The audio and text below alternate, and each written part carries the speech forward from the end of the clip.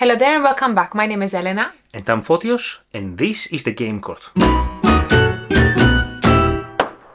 Today is all about the game of the month, and this month we chose Voidfall.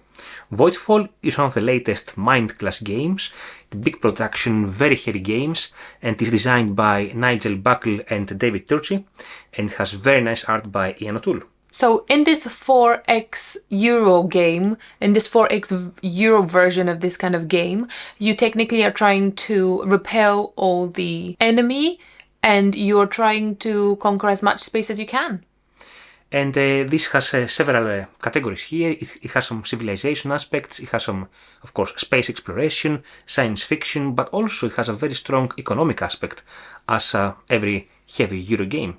At the beginning of the game, you will start with one of the multiple characters the game offers you.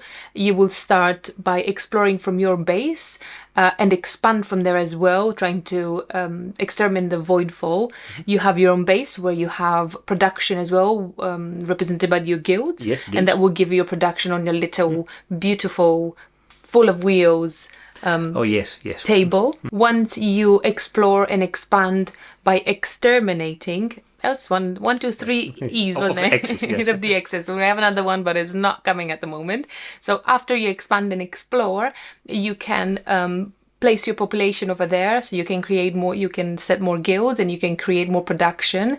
And from there you can expand even more and conquer more planets. And of course, by exterminating the enemies, which could be either the Voidborn, which is a common enemy across all players, or by exterminating even the other players, because we can also fight attack each other.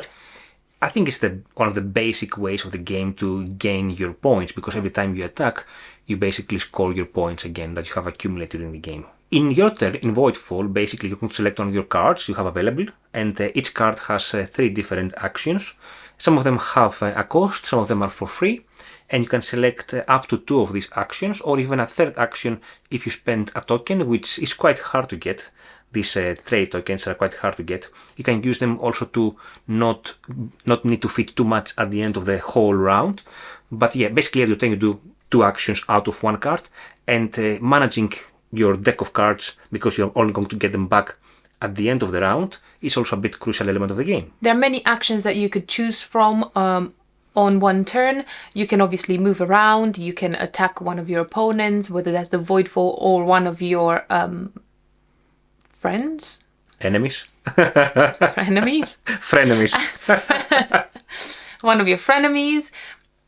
You can manage resources by producing more from your guild, or you can actually produce spaceships as well. You can also progress on different tracks that are on your player board, like politics track or technology track. All of these will give you several different benefits. Yeah. Exactly. You can increase your population, you can put out more shields whenever attacks are coming to you.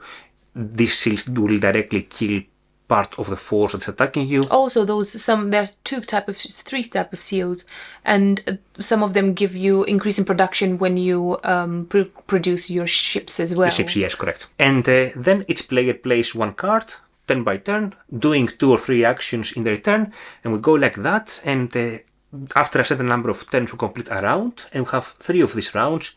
And at the end of each round, we can evaluate some negative conditions as well. Usually a negative, right? Most of the times a negative, not positive, yes. But that's the game. It's only 3 big rounds, but several turns within each round. It sounds short, but it's not. I hope this very brief explanation gave you a bit of a heads up about what the game actually entails and how it actually plays. I think we tried to summarize it as much as we could in the very short period of time we have. There are so many different mechanics within this whole game. This game is absolutely a beast of a game. Yes. It's a ginormous game. But what I wanted to point, actually, apart from it being an incredibly big game, the art is so beautiful. Mm-hmm. I think the first thing that actually struck me was the color palette that they managed to choose. So they have a lot of, it's a space theme and it's all sci-fi. Yes. And it's you know, they can play with so many things, and they chose very bold colors like purples and like fuchsia. Deep pinks, yes. Exactly, yeah. And purple. Did I say purples? Yes. I meant orange. And oranges, and they're all mingled together so beautifully. And all these little, apart from all the beautiful colors and the beautiful art, by the way, Ian Otto, they have all these like little 3D elements, like for example the corruption markers that look like, I firstly thought that they look like melted cheese, they're all orange, but they're so beautiful. They're lava, orange cheese. When you stuck them everywhere and then you put that beautiful purple dye right inside it, it all looks so beautiful, and whomever's decided to make such a good decision, I like it so much. It's and the little ships and yours and the enemy's ships, they all go on little, and then you put the population at the bottom, and all is a different color, and it's so very nice.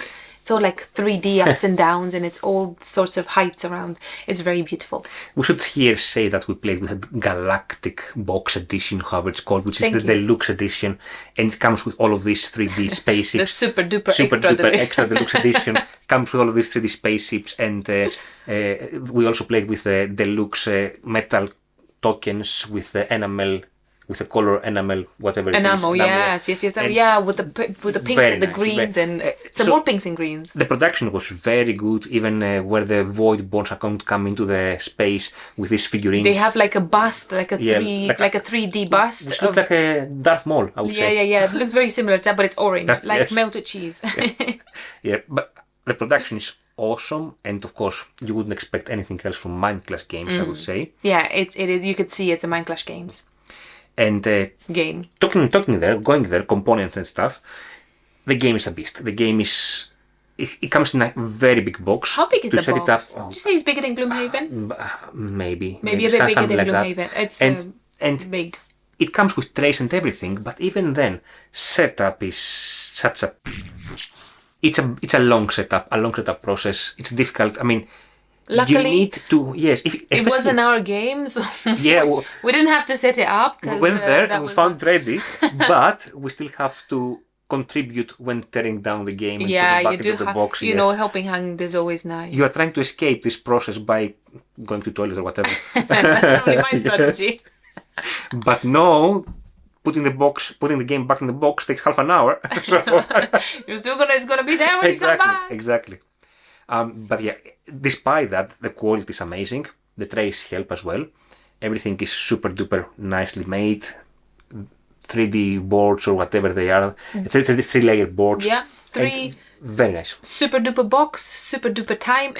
How long did it take us? About 4 hours? Well, I think 4 hours was the play only. If you take into account teaching and setting up and tearing down and everything, you are talking about 5 hours, maybe. For 3-4 players, you're looking at 5-hour frame. So it's not a game that you can easily pick up in a weekday evening, potentially. Maybe not. Let's have long evenings, I don't know. Yes. But still, it's an amazing experience, I would say. Talking about player count, generally, this game plays from 1 to 4 players. It has a solo mode. We played at 3 players, and it was a nice 4-hour period of playing. And can we just mention that's the competitive version of the game? Yeah, of course. Because we're competitive players, right? But it also comes with a cooperative mode as well. I could see how that would be. You'd probably like you against the Voidfall, right? Yes. We've not played it, but I could imagine that would be quite nice. Yes. Which is not bad at all. So yes, it plays from 1 to 4 players. I mean, if you think of the size of the box and how long it takes and the amazingness of the components, that's technically 3 games in 1 box. Bish bash bosh. Yes and Nate? Yes. Rock, paper, scissors? No. I found a dice tower, so we're going to use it. You probably won't see very much, but it's entertaining nonetheless. That's not a 2 for me? That's not an endorsement to the dice tower, by the way. It's just a 3D dice tower. A 2 for you? Whoops. Take 2. It's a 2. Oh, it sucks. It's a 1 for you. It's a 5 for me. I go first. Go for it. Right, let's go for a yay. And for me, a first yay is that that's a pretty good game. The decision space is quite large. It's not really deterministic path that you take every time. So you can explore different stuff. You can explore different technologies. You can do different stuff. You can build economy or go in for the war. You can do different strategies in this game. And I like this kind of aspect of the game. So for me, it truly is a 4X, I would say, in that sense. But it's quite a safe 4X. It doesn't really have many dice to roll. It doesn't really have any dice to roll. It has a deterministic outcome of the battle. You don't have any rolling dice. So at least you know when you go for it, you know what you're going into. Yes. You're winning or losing, you know that. You know that already. So whenever you attack, most likely you're going to win because you're going to be what ready you're with the forces. getting yourself into. Yes. Yay, production and theme and art, like the whole production, the theme, the color palette, the whole lot looks so beautiful. And I think pictures don't make it justice. It's such a beautiful game and it's such a big table hog. It looks so impressive, especially when everything is on the table. I mean, we were lucky that we played with that kind of game and like super duper extra everything. But overall, though, it's a beautiful, beautiful production. I'll go for another yay, and it's about replayability, which is, I think, to the extreme side, I would say, because not only the game comes with a gazillion factions that you can choose from or randomly choose from, each faction also comes with 2 play modes, like the normal mode or the expert mode. And then you also have the variable setup of the hexes, so you have a modular board basically to arrange the space. And you have also a campaign book, I want to say, where you have all these different scenarios there. So there is a lot of stuff there. Depending on which functions you play, you have different technologies available there as well. So there's a lot to consider and a lot of variability there. Very good. I like very much the way they managed to combine the 4X with the Euro game. They did an amazing job over there. And I have not played very many 4X games, but I think I like it in this version very much. Well, I will go with an A here, because it basically already have an A's? Fine. Yeah, well, I can come back for yays later, but basically this nay of mine follows your yay, and it's the fact that for my personal taste, because it's a 4X, I would like a bit more battle between the players. I mean, the scenarios we played at least, we reached the middle of the board, let's say, but we didn't really interact with other players, maybe one battle or two. But yes, we attacked the Voidborns and stuff like that, and we conquered new galaxies, new planets, but we didn't really went against face-to-face the players, and this felt a bit to me, unsatisfying. I would like to have a bit more combat between the players. I see. Well, there's a bit for everybody. If you like not... I am not a very head-to-head on arguments and fights in a game. I don't like that very much, whereas you do. So it's a bit for everybody. Yeah. Nay, length of play. The length of play is painfully long, and not because the game doesn't play well. I think the game plays beautifully, and I really enjoyed those 4 hours. But I think, particularly for me, 4 hours is a long time to play a game, and I don't think I can commit to 4 hours in a single turn. So I want to have the choice to, if I want to play 2-3 games in a row in 4 hours, and I'll do so. But to commit to 4 hours, and you commit to those, and maybe let's say after a little while of playing it, you become a bit faster, but it's still a very long period of time that you need to commit to, and you have to commit to. So I think that's a bit of a nay. I don't agree with your nay. However, I would like to note that despite the 4 hour play, still you don't feel bored during the game. Correct. You feel engaged. That's exactly, yeah, exactly. I mean, it's engaging and it's full of everything, and I've really enjoyed that. But it's still 4 hours. So you don't have 4 hours available all the time. That was my point. Because you want to play more Voidfall, right?